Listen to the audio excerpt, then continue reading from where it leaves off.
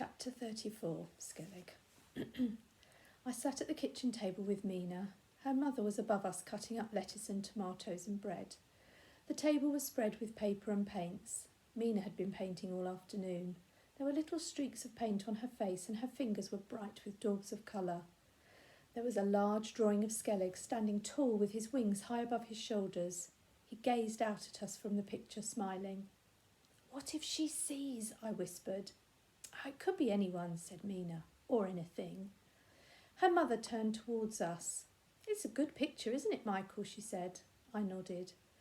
"It's the kind of thing William Blake said he saw. He said we were all surrounded by angels and spirits, that we must just open our eyes a little wider and look a little harder."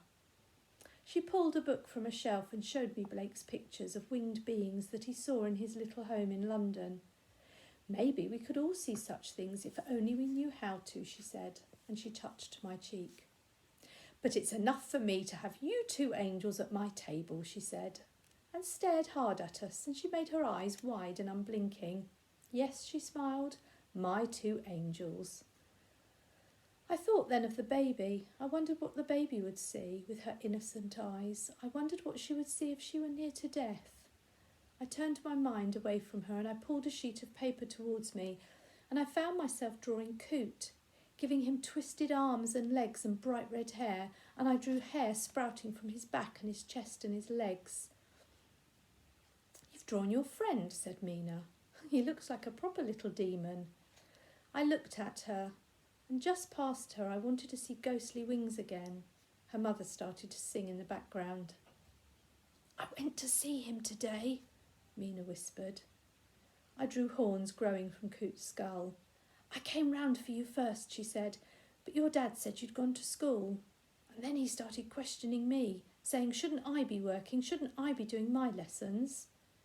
She leaned over and helped me draw a skinny black tongue sticking out of Coot's mouth. "Skellig asked where you were. He said, 'Where's Michael?'" whispered Mina. "I told him you were at school. And he said, 'School? He abandons me for school?' I told him you hadn't abandoned him. I said you loved him." "I do love him," I whispered. "I told him how terrified you were that the baby might die." "Oh, please, she mustn't," I said. "She mustn't." "He says you must keep coming to see him." She chewed her lip and leant a bit closer.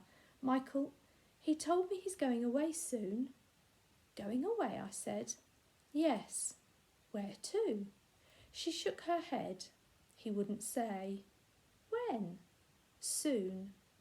My hands were trembling. I grabbed some more paper and I drew Skellig flapping across a pale sky. Mina's mother leaned over us and began clearing a space to put down our plates. "Come on," she said. "Bunk up. Food's ready." "Michael, that's a lovely picture you've drawn."